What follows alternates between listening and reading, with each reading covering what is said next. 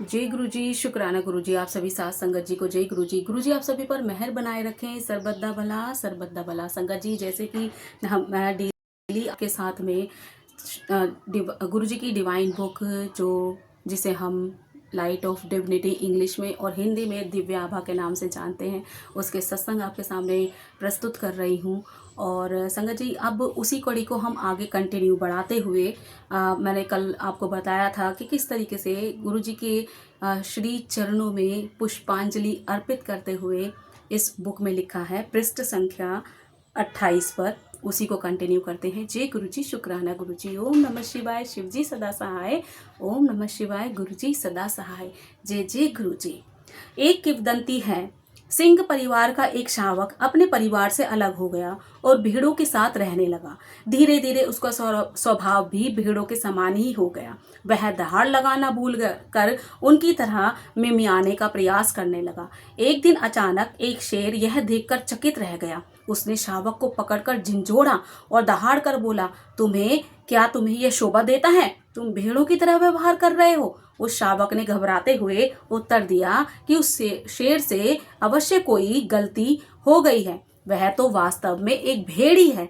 इस पर वह शेर उसे खींचकर एक झील के पास ले गया और वहां उसने उसे उसका अपना खुद का स्वयं का प्रतिबिंब दिखाया। तब जाकर उस शावक ने अपना वास्तविक रूप पहचाना। जिस तरीके से आपने यहाँ पर बुक में लिखा है कि एक शेर का बच्चा होता है, वो भेड़ों के साथ में बचपन से ही रह रहा था और उनकी तरह वो मिमियाना सीख गया था, अपना वास्तविक रूप भूल गया था। जब उसी की ही श्रेणी के अन्य जो सिंह था, शेर था, उसने जब देखा कि वो बच्चा एक शेर का बच्चा होकर इस तरीके से मिमिया रहा है भेड़ों की तरह, तब उसने उसको पानी के अंदर उसका प्रतिबिंब दिखाया, उसकी परछाई दिखाई, जिससे कि वो अपना वास्तविक रूप पहचान गया। तो सेम हमारे साथ भी है संगत जी कि हम भटक रहे हैं तो गुरु हमें क्या करते हैं, रास्ता दिखाते हैं। वही हमें बताते कि वास्तव में हमारे पास क्या ऐसी चीज है, कैसी ऐसी पावर है कि हम उसको और दिन प्रतिदिन निखार सकते हैं। आगे लिखा है, गुरु का कार्य भी कुछ इसी प्रकार होता है, सरल नहीं होता। वह तो इन कृत्रिम स्तंभों को उखाड़ फेंक देते हैं जिन्हें उनके अनुयायियों ने अपने सांसारिक जीवन का आधार बनाया हुआ है और उसके यथार्थ से परिचय कराते हैं। हम हाड़ मांस के जीव जंतु नहीं हैं, हम तो उस परमात्मा का ही प्रतिबिंब हैं। बिल्कुल ठीक लिखा है कि हम क्या है, हाड़ मांस नहीं है। हम हाड़ मांस के, हमें लगता है कि हमें हाड़ मांस के मनुष्य का शरीर मिला है, हाड़ मांस से बना है, लेकिन हमारा वास्तविक रूप क्या है, हमारा वास्तविक प्रतिबिंब क्या है, वो तो हमारे गुरुजी ही जानते हैं। आत्मा का परमात्मा में विलय ही हर आत्मा का अंतिम ध्येय है। उस लक्ष्य को हम भूल गए हैं। इस सांसारिक विश्व की मोह माया जाल में आकर वो चीजें हम भूल चुके हैं। हमें अपनी इंद्रियों के वश में होकर चलने वाले पशु समान नहीं बनना है। प्रत्येक जन्म की भांति इस जन्म में भी हमारी आत्मा ने शरीर को धारण किया हुआ है, ना कि शरीर ने आत्मा को आवरण पहनाया हुआ है। कि हमारी जो आत्मा है, हमारी स्पिरिचुअली यात्रा अगर देखा जाए संगत जी, हम गुरुजी से अभी जुड़े, हम ये सकते हैं कि गुरुजी से हम इतने सन में जुड़े, हम 2003 में जुड़े हैं, हम 2005 में जुड़े हैं, हम इतने सन में जुड़े हैं, लेकिन वो हमारी मूर्खता होगी। क्यों मूर्खता है? लेकिन वो तो हमें लग रहा है ना कि हम फिजिकल रूप में अभी जुड़े हैं, लेकिन हमारी जो सोल है, हमारी आत्मा है, वो पहले से जानती है वो गुरुजी से कब से जुड़ी हुई है। उसके बारे में हमें नहीं पता, वो तो गुरु जानते हैं। और जब एक समय निश्चित होता है ना आत्मा परमात्मा का, तभी हम उनके दर्शन कर पाते हैं। उससे पहले आप चाहे कितनी भी कोशिश कर लीजिए, आप गुरु जी के कभी दर्शन कर ही नहीं पाएंगे। गुरु के कमल चरण स्पर्श कर उनकी पावन शरण में जाकर ही मूल परिवर्तन संभव है। मन में स्वाभिमान की समाप्ति होने पर ही वास्तविक ज्ञान का बोध होता है। गुरु तो असीमित अपार विद्या का ऐसा भंडार है जो अपने अनगिनत भक्तों में आध्यात्मिक ज्योति प्रज्वलित करने की क्षमता रखते हैं। उनके प्रेम स्पर्श मात्र से ही चित्त जागृत हो उठता है। कि किस तरीके से गुरुजी ही हमें अपने एक गुरु की शरण में जाकर ही हमें वो चीजें प्राप्त होती हैं जो हम प्राप्त करना चाहते हैं। किंतु इस अवस्था तक पहुंचने के लिए हम पहले अनेक प्रबंध करने के आवश्यक हैं। हम इस और अनेक पूर्व जन्मों के मनोवैज्ञानिक और कार्मिक बंधनों से जकड़े हुए हैं। मन पर कर्म का प्रभाव अत्यंत गहरा होता है। इनसे निकलने के लिए मन और शरीर दोनों को सुदृढ़ कर सही प्रकार से तैयार करना पड़ता है। मन और तन को तैयार करेंगे तभी तो हम उस पथ पर आगे चल पाएंगे, वरना हम क्या होगा, भटक जाएंगे। जिस प्रकार भंवर में फंसकर तैराक डूब सकता है, वही स्थिति मनुष्य की होती है। यदि वह इसके लिए तैयार नहीं है तो वह यात्रा प्रारंभ करते ही औंधे मुंह बल खाकर गिर जाएगा। अतः गुरु अनेक बार ऐसी परिस्थितियां उत्पन्न करते हैं जो शिष्य को जीवन के अमूल्य पाठ पढ़ाती है। इस प्रकार अनुकूल प्रवृत्ति प्राप्त कर ही भक्त अपने गुरु के स्नेहाशीष सहित अग्रसर होता है। कि गुरु भी हमारे साथ ऐसी परिस्थितियां लगा देते हैं जिससे कि हमें क्या होता है कि हम उस परेशानी से जूझने के लिए तैयार होते हैं। क्योंकि गुरु जी भी कहा करते थे ना, मैं नींबू की तरह निचोड़ लेता हूँ। तो सिर्फ वही है कि किस तरीके से हम गुरु के जब श्री चरणों में या कमल चरणों में बैठते हैं तो किस तरीके से गुरु भी हमें बहुत सारी चीजें, जिंदगी की चीजें हमें उस चीज का पाठ पढ़ाते हैं। जीवन में कोई भी बाधा आने पर गुरु की दया पूर्ण रूप से विदित होती है। अनेक अवसरों पर शिष्य के आध्यात्मिक विकास की बाधा को दूर करने के लिए गुरु उसके कर्मों को अपने ऊपर अंतरित कर लेते हैं और इस प्रकार उसके वह कर्म फल नष्ट कर देते हैं। गुरु का अपने भक्तों के लिए व्यवहार तो इस प्रकार का है जैसे किसी विशाल बाधा को पार करने के लिए अभिभावक अपने छोटे बालक को अपने कंधों पर बिठा लेते हैं। ऐसे महान गुरु का हम किन शब्दों में धन्यवाद कर सकते हैं। हम तो अति साधारण मानव हैं जो उनकी दया, कृपा और स्नेहाशीष के बदले में केवल थोड़ी सी श्रद्धा सहित आदर भाव अर्पण कर सकते हैं और उनके आदेशों का पालन करने का प्रयास कर सकते हैं। यहाँ कि मतलब हम सिर्फ अपने गुरु के बताए हुए रास्ते पर आगे बढ़ सकते हैं। सिर्फ अपनी श्रद्धा ही हम उसको व्यक्त कर सकते हैं। हम ना पूर्ण समर्पण कब देंगे, वो तो हम यह कह सकते हैं संगत जी, जब पूर्ण समर्पण की बात आती है ना तो हर कोई पूर्ण समर्पण नहीं कर पाता। वो तो कहने की बात होती है कि मैंने समर्पण कर दिया, लेकिन कहीं ना कहीं परिस्थिति ऐसी आती है जब गुरु आपको झंझोड़ देता है ना, ऐसी परिस्थितियों में फंसा देता है तो आपको लगता है कि कोई कुछ नहीं होता, सारा हम भवसागर के अंदर फंस गए। लेकिन गुरु ही आपको समय समय पर परीक्षा भी लेगा और समय समय पर आपको पास भी करता चला जाएगा। तो भी कई अवसरों पर ऐसी परिस्थितियां आ जाती हैं जब हम अपने गुरु से अप्रसन्न हो जाते हैं, परंतु गुरु तो गुरु है और हम साधारण नश्वर, उनके लिए हमारी उन्नति ही सर्वाधिक महत्वपूर्ण है और इस कारण वह अपने शिष्यों की मानसिक परिस्थिति को अनुकूल करने में कोई चूक नहीं करते। भले ही शिष्य उनके इस कठोर व्यवहार से अपनी कृत्रिम शक्तियों का हास्व होते देखकर शिथिल पड़ जाएंगे, परंतु गुरु तो उसका भला चाह रहे होते हैं। उन्हें इस सांसारिक बातों से कोई अंतर नहीं पड़ता।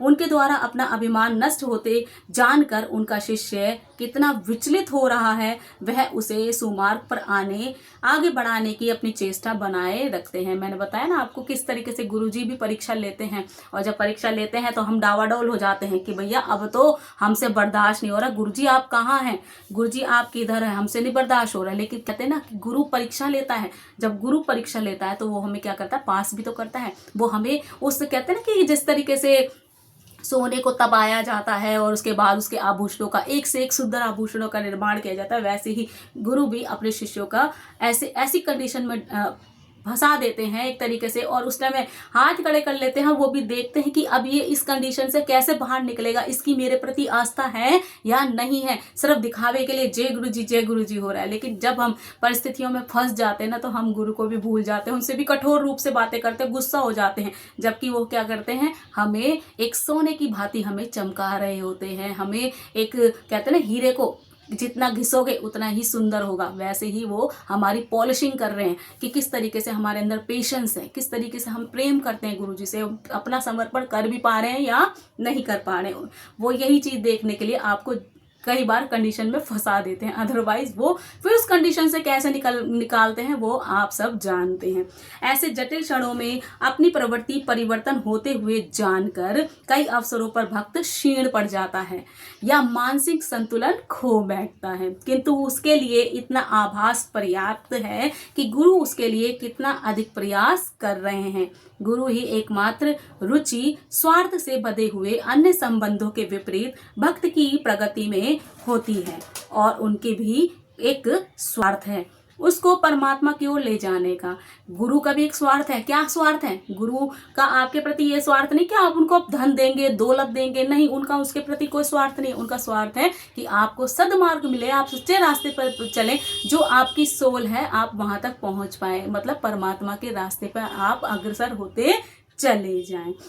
इसके लिए उन्हें कितने भी कठिन से कठिन कार्य करने हो, भक्त के कर्मों को समाप्त करना हो, उसे स्वास्थ्य प्रदान देना हो, उसका कोई अन्य कार्य फलीभूत करना हो, यह सब तो गुरु के व्यक्तित्व विश्लेषण पर ही निर्भर करता है। मुख्य प्रक्रिया तो उस सच्चिदानंद प्राप्ति की है जिसके लिए अन्य सब कारण बन जाते हैं। गुरु अपने अनुयायियों को इस यात्रा के लिए सुदृढ़ करने में अत्यधिक शक्ति एवं समय का व्यय करते हैं।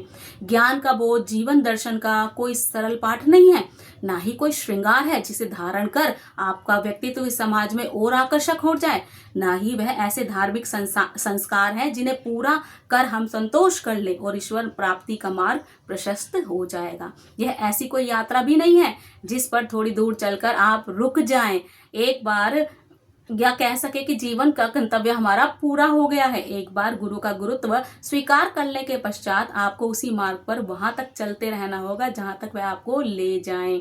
यहाँ पर मतलब क्या है कि गुरु का केवल ये काम नहीं है कि वो आपने ही सोचा कि मैंने तो भैया गुरु जी के चरण कमलों में बैठ गया और मेरा काम हो गया। नहीं, गुरु आपको तक, जब तक वो आपको गंतव्य तक नहीं पहुंचा देंगे तब तक वो आपका चलते रहने का कार्य है। ये नहीं कि एक पथिक रास्ते के लिए ऊपर चल रहा है तो वो थोड़ी सी दूर रहकर शांति से बैठ जाएगा, नहीं मेरा कार्य हो गया, अब तो मैं जो मेरा एम था, जो मेरी मंजिल थी, मैं आके यहाँ पर जो मेरे को पाना था मैंने पा लिया, अब मुझे आगे बढ़ने की जरूरत नहीं। लेकिन गुरु आपको खींच कर वहां तक लेकर जाएंगे जहां तक उनको है कि इसकी आत्मा जो है वो परमात्मा से कैसे मेल खाएगी, किस तरीके से इसके अंदर किसकी स्पिरिचुअली यात्रा में, जो इसकी यात्रा में क्या क्या बाधाएं हैं उन सबको वो दूर करेगा। गुरु आपको खींचकर वहां तक लेकर जाएगा। उस परम ज्ञान की प्राप्ति के लिए गुरु ही एकमात्र साधन है। वह तो दिव्यत्व की सीढ़ियों पर चढ़ाने वाले एक पथ प्रदर्शक हैं। वह ही आत्मबोध का बोध कराते हैं। उनके पास प्रत्येक बाधा से निकलने की योजना है। भले ही भीड़ से बचकर निकलना हो या आपसी संबंध किस प्रकार के हों, यह बात गौण है कि वह आपसे हंसकर बात कर रहे हैं या गंभीरता से कोई महत्वपूर्ण विवरण सुन रहे हों। हर क्षण आदि से अंत तक वह गुरु ही रहेंगे, चाहे वो आपसे हंसकर बात करें या कठोरता से बात करें, लेकिन गुरु तो गुरु ही रहेंगे। उन्हें संतुष्ट कर, प्रसन्न कर ही भक्त अपने गंतव्य पर पहुंचने में सफल हो सकता है। आप कदापि गुरु का अनुकरण करने का प्रयास ना करें कि गुरु, आप ये नहीं सोच सकते कि गुरुजी ने महासमाधि ले ली या गुरुजी ने बहुत सारी सिद्धियां प्राप्त कर ली थी या ये था तो हम भी उनकी नकल करेंगे। ऐसा नहीं, आप वहां तक पहुंच ही नहीं सकते जो उन्होंने प्राप्त किया अपने जीवन में। सिर्फ ये कि गुरु को प्रसन्न करना ही हमारा मेन उद्देश्य है, क्योंकि हमने गुरु धारण किया है ना, तो गुरु की बात माननी हमारे लिए मेन है। बाकी वो किस तरीके से प्रसन्न होंगे, किस बात पर गुस्सा होंगे, उनसे कोई फर्क नहीं पड़ता। चाहे वो गुस्सा करे हमारे ऊपर या हमसे प्रेम से बात करे, सिर्फ उनका एक उद्देश्य होता है कि वो हमें क्या कर सके, आगे जीवन के पथ पर वो आगे हमें प्रगसित कर सके, आगे बढ़ा सके, आगे चला सके। उनका एक शिष्य सदा उनके प्रत्येक भाव का अनुकरण करता था। एक तीर्थयात्री में जब उन्होंने एक ग्राम में रुककर एक कृषक से मदिरा ग्रहण कर पी ली तो उस शिष्य ने भी अत्यंत उत्साहपूर्वक उनका अनुसरण किया। कथा मतलब बता रहे हैं, जिक्र कर रहे हैं कि कोई गुरु थे तो उनका शिष्य उनकी नकल करता था। अनुसरण करना मतलब नकल करना, कॉपी करना, उनको कॉपी करता था। जब एक तीर्थ यात्रा पर वो निकले तो गुरु ने क्या किया, एक कृषक था वहां पर, किसान व्यक्ति था, उससे लेकर मदिरा पी ली, शराब पी ली। उन्होंने शराब ले ली तो उनको देखा देखी कि मेरे गुरु ने भी पी ली, तो उसने भी, जो शिष्य था उसने भी वो बड़ी जल्दी उत्साहपूर्वक दिखाया, उत्साह के साथ आगे बढ़ा और उसने भी उनका अनुकरण कर लिया, कॉपी कर लिया। मतलब जैसे उन्होंने पी मदिरा तो उसने भी वैसे ही मदिरा पी ली। कुछ दूर जाने पर वेदज्ञ एक ऐसे स्थान पर रुक गए जहां लोह पिघलाया जा रहा था। उन्होंने वहां पर उपस्थित एक कर्मी से अनुग्रह कर पिघला हुआ लोह अपने हस्त कुंडल में स्वीकार किया और एक लंबा घूंट लेकर पी गए। अब क्या हुआ संगत जी, उसको सबक सिखाने के लिए कि मेरा अनुसरण करा, उसको सबक तो सिखाना था। अब क्या हुआ, थोड़ी देर वो आगे चले गुरुजी उनके, तो वहां पर देखते एक आदमी जो था व्यक्ति, वो लोहे को पिघला रहा था। उन्होंने क्या किया, पिघलता हुआ लोहा, जो पिघला हुआ लोहा था अपने हाथों में ले लिया और उसको पी लिया। अब क्या हुआ, उन्होंने तो घूंट भर लिया क्योंकि तो गुरु है। अब क्या हुआ कि वह जो शिष्य था वो सकते में आ गया, डर गया कि यह कार्य करने में तो असमर्थ था। भाई जो सरल था वो तो उसने तुरंत कर लिया, लेकिन ये तो असमर्थ था। पिघला हुआ लोहा गरम गरम, आप उसको, गुरु उसको ग्रहण कर रहा है तो आप उसको कैसे ग्रहण कर सकते हैं। तो अनुकरण करो, नकल करो, लेकिन इतनी भी मत करो कि आप उसके चक्कर में बिल्कुल ही अंधे हो जाओ। यहाँ पर इस कहते हैं इसमें कोई संशय नहीं कि गुरु के आदेश का पालन मन, कर्म और वचन से करना आवश्यक है। फिर भी शिष्य अपने आप को किसी भी परिस्थिति में गुरु के स्थान पर आसीन होने की कल्पना ना करे। कि कभी भी आप, अच्छी बात है कि आप गुरु के वचनों को सुन रहे हो, मान रहे हो, उनकी कही हुई बातों को मान रहे हो, मन, कर्म और वचन से उनकी बातों को स्वीकार कर रहे हो। लेकिन कभी भी ये मूर्खता मत करना कि आपके गुरु ने जो किया वो आप उसका अनुसरण करके सोचो कि गुरु की पदवी मैं भी प्राप्त कर लूंगा। ये पदवी हर किसी को प्राप्त नहीं होती संगत जी। आध्यात्मिक रूप से गुरु के पास हमारे कृत्रिम अहम को नष्ट करने के शस्त्र हैं, किंतु जब तक आप निर्भीक होकर अनावृत होने तक तत्पर नहीं है, गुरु की पूरी कृपा पाने में भी असमर्थ ही रहेंगे। आप यह भी मत कहिए कि आप उनका पूर्ण रूप से अनुगमन करते हैं। यह तो निश्चित है कि गुरु के समीप आने पर आपको निरंतर अपनी ऐसी स्वाभाविकता की अनुभूति होगी या ऐसी परिस्थितियां उत्पन्न होगी जिनसे आपके मन और अहम की गहरी चोट पहुंचेगी। यह भी संभव है कि गुरु शरण में आने के पश्चात उनकी कृपा, दया और आशीर्वाद से छोटे लक्षण भी समाप्त हो जाएं, किंतु यह सब अस्थायी चरण है। गुरु का बड़प्पन तो इसी में है कि वह हमें हमारी तत्कालीन अवस्था में स्वीकार कर लेते हैं, चाहे वो अवगुण सहित हो। कि हमारे अंदर इतने अवगुण हैं संगत जी, बहुत अवगुण है, फिर भी गुरु हम पर दया करते हैं और हमें अपनी शरण में ले लेते हैं, चाहे हमारे अंदर कितने ही अवगुण हो। गुण तो मैं नहीं कहूंगी कि, अगर देखा जाए तो कुछ ना कुछ तो कर्म हमने भी किए होंगे अच्छे, कि आप जैसे गुरु जी हमारे जीवन में आए और आपने ही आके मुझे थामा था। मैं तो क्या बोलूं संगत जी, मेरे पास तो शब्द ही नहीं होते। और वो दिन मैं आज तक नहीं भूली हूँ कि जब मैंने गुरुजी से पहले भोले बाबा को बहुत माना है मैंने, और गुरुजी उन्हीं का ही रूप है। मैं बहुत वो करती थी, विचलित हो जाती थी कि नहीं मुझे नहीं मानना, मैं तो अब बहुत हो गया बाबा। मैं पूजा पाठ करते करते मैं दुखी हो गई, पता नहीं कौन से पाप कर्म है जो खत्म ही होने का नाम नहीं ले रहे, और मैं आपको त्याग रही हूँ। मैं मूर्खता से बोल रही हूँ कि मैं आपका त्याग कर रही हूँ, मुझे क्या पता था। और मैंने गुस्से में ये भी बोल दिया था कि गुरुजी कि भगवान भोले बाबा मैं आपको त्याग रही हूँ, आज के बाद कभी अपनी जीवा से आपका नाम नहीं लेना। मुझे बहुत हो गया, बहुत पूजा पाठ कर ली, बहुत दुख देख लिए, अब नहीं देखने मुझे जीवन में। अब मैं आपको त्याग रही हूँ, अब खुद आओगे तब मेरा हाथ थामोगे ना, जब भी कुछ होगा। और संगत जी आए 1 हफ्ते के बाद ही गुरु जी का फर्स्ट जो स्वरूप था रॉकिंग स्टार वो आया, पॉकेट स्वरूप। और उसके बाद मेरी जीवन फिर में गुरु जी की एंट्री हुई, और इस बार उन्होंने थामा है और मैं छोड़ने वाली नहीं हूँ। की बात बिल्कुल नहीं छोड़ने वाली, और ये तो छोड़ेंगे ही नहीं।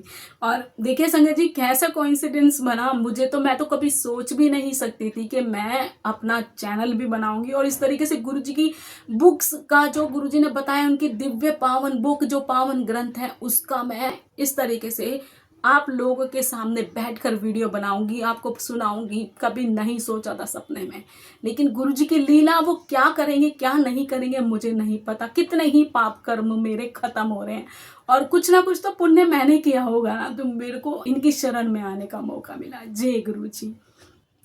संगत जी आगे लिखा है, हमारे सब दोषों को वो प्रेम से स्वीकार कर लेते हैं, अपनी शरण में किसी के भी आने के लिए कोई प्रतिबंध नहीं लगाते। सर्व रूपेण परिपूर्ण सच्चिदानंद में आसक्त उन्हें न किसी उपहार की आकांक्षा है, न किसी भौतिक वस्तु की कामना है। उनकी दृष्टि सब पर एक समान है, वह कभी कोई पक्षपात या भेदभाव नहीं करते हैं। असीम आकाश की भांति किसी को भी स्पर्श किए बिना वह सब भक्तों को अपना आलिंगन अर्पित करते हैं। वह तो शाश्वत सत्य शिव के साक्षी सर्वज्ञाता हैं। अनंत को निरंतर देखती उनकी निर्भीक स्थिर दृष्टि में प्रत्येक अनुयायी के मन में उत्पन्न हो रहे प्रत्येक भाव को समझने की वो शक्ति रखते हैं। बिल्कुल फैक्ट है। गुरुजी ने कभी किसी भी संगत में भेदभाव नहीं किया कि वो अगर कोई IPS IAS आ रहा है और कोई साधारण घर से मनुष्य जा रहा है तो उन्होंने उनको बराबर लेवल में बिठाया। लोग एक थाली में भोजन करते हैं और ये सबसे विचित्र बात है, कहीं भी देखने को नहीं मिलता। एटलीस्ट आप गुरुद्वारे में भी जाते हैं ना, जहाँ वहाँ भी आपकी थाली अलग होती है। और कहीं भी आप भोज के लिए बैठते हैं या कह सकते हैं कहीं भी आपको भंडारे वगैरह में बैठते हैं, आप लेते हैं उस तरह का लंगर लेते हैं, तो कभी भी आप 4 क्या 2 लोग भी बैठ कर नहीं कर सकते। और वहाँ तो 4 लोग, पता नहीं कौन सी किस कास्ट का है, कौन सा ऊंच है, कौन सा नीचे, कोई भेदभाव नहीं है। जब उन्होंने भेदभाव नहीं किया तो हम कैसे कर सकते हैं संगत जी। तो उन्होंने सिर्फ ये समानता दिखाई कि कोई किसी से छोटा बड़ा नहीं है, सबके कर्म अपने अनुसार हैं। कर्मों के अनुसार ही हमें इस मानव जन्म में आना पड़ा, इस मानव शरीर में आना पड़ा। और सबसे बड़ी बात, कास्टिज्म में हम बट गए, वो तो खैर मैं नहीं बोलूँगी, यहाँ पर बेकार चीज़ है वो। तो कहीं ना कहीं देखा जाए संगत जी, गुरु जी ने जब इस तरह का कोई भेदभाव नहीं किया, वो सिर्फ अपनी संगत से प्रेम करते थे। और वो सब जानते हैं, उनकी वो दृष्टि है, अपार दृष्टि है, जिससे वो पता कर सकते हैं कि कौन उनसे प्रेम करता है, कौन उनसे प्रेम नहीं करता, या कौन दिखावा कर रहा है। गुरु सर्वोच्च है, उनकी समानता करना असंभव है। उनकी भव्यता, उनकी महिमा तो स्वर्गलोक में निवास करने वाले देवी देवताओं से भी उच्च है। सूर्य, चंद्रमा, समस्त नक्षत्र और तारे तो उनके आवरण पर पड़ी हुई धूल के कणों की पपड़ी के समान है। पवित्र त्रिमूर्ति, असंख्य देवी देवता और ब्रह्मांड की समस्त शक्तियां सब नतमस्तक हो उनका चरण स्पर्श करते हुए उनके प्रत्येक आदेश का पालन करने को सदैव तैयार रहती हैं। कि चंद्रमा, सूर्य, चंद्रमा और समस्त जितने भी तारे नक्षत्र हैं, वो सब के सब उनके चरण कमलों में उनकी चरण कमलों की धूली लेने तक को तैयार हैं। पूरा ब्रह्मांड, शक्तियां, वो सब की सब किस में विद्यमान है? एक गुरु में विद्यमान है। और गुरु जी तो क्या थे? साक्षात महाशिव थे। उनके चरणों में बैठकर उनके चरणों की धूली भी बहुत सौभाग्यशाली व्यक्तियों को मिलती है, और हर कोई सौभाग्यशाली नहीं होता। मैं तो ये बोलती हूँ, जो गुरु जी के समय की संगत है, जिन्होंने गुरु जी के साक्षात अपनी आंखों से दर्शन किए हैं ना, और जिन्होंने अपने शरीर का, कह सकते हैं, हाथों से उनके पैर दबाए, हाथ दबाए, वो तो बहुत ही सौभाग्यशाली लोग रहे होंगे। कि कितना उन्होंने पाप में, कह सकते हैं पाप नहीं थे उनके पास, उन्होंने कितने पुण्य कर्म किए होंगे जब जाकर उन्होंने गुरु जी को साक्षात दर्शन देख पाए थे। संगत जी, खैर हम तो नहीं हैं ऐसे कि हम गुरु जी के जब गुरु जी चोले में थे तो हम तो नहीं मिल पाए, लेकिन कहीं ना कहीं फिर भी हम वो फील करते हैं गुरु जी के स्वरूप में उनको देखकर कि गुरु जी साक्षात हैं। हम स्वरूप को देखते हैं ना तो देख ही नहीं पाते, इतना ग्लो करता है कई बार तो गुरु जी का फेस। आगे लिखा है, गुरु स्वयं परमात्मा है, गुरु शिव है। शिव पुराण में एक उल्लेख आता है जहां ब्रह्मा शिव से निवेदन करते हैं कि सब प्राणियों को नश्वरता के अधीन रखा जाए, परंतु शिव इसे अस्वीकार करते हुए कहते हैं कि जीवन मृत्यु के इस चक्र से प्राणियों को मुक्त रखने के लिए वह स्वयं अवतरित होंगे। क्या इसी कारण आदरणीय गुरु जी हमारे बीच में आए? कितना आनंद है गुरु जी की चरण धूली में। गुरु करुणा तुम और मुझ पर बनी रहे, उनकी कृपा वर्षा हर नासमझों पर रहे, उनकी ऊर्जा से प्रसारित हो, हम उनके चरणों में सदैव बसे। बहुत ही सुंदर यहाँ पर कह सकते हैं पुष्पांजलि अर्पित की है बुक के अंदर।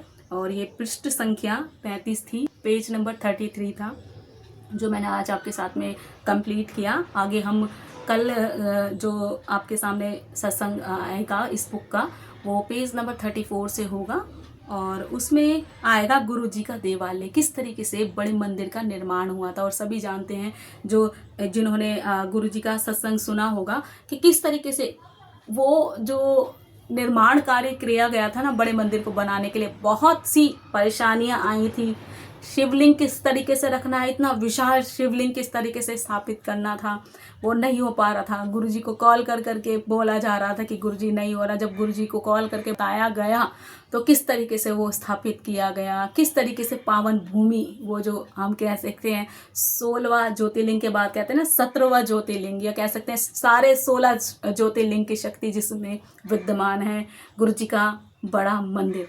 तो बस वही है संगत जी कि किस तरीके से उसका निर्माण कार्य शुरू हुआ था, वो कल आप सत्संग सुनेंगे उसके। और आज मैं अपनी वाणी को यहीं विराम दूंगी। ओम नमः शिवाय, शिवजी सदा सहाय। ओम नमः शिवाय, गुरुजी सदा सहाय। जय जय गुरुजी। और संगत जी अगर आपको सत्संग दिव्याभा जो गुरुजी की डिवाइन बुक है दिव्याभा, उसके सत्संग सुनने हैं तो आप मेरे चैनल को सब्सक्राइब कर लें। लाइक करें या ना करें वो मैं नहीं कह सकती, वो आपकी मर्जी है। और सब्सक्राइब कर लें ताकि आप आसानी से गुरुजी की जो पावन बुक है दिव्याभा उसके सत्संग सुन पाएँ। बाकी एज यू लाइक, मैं ज़बरदस्ती किसी से करूँगी नहीं। बाकी गुरुजी की इच्छा है, मेरी सेवा है और मैंने सेवा देनी है, तो वो गुरुजी जाने, उनका काम जाने। अपना काम है सेवा करना और आपके सामने सत्संग प्रस्तुत करना।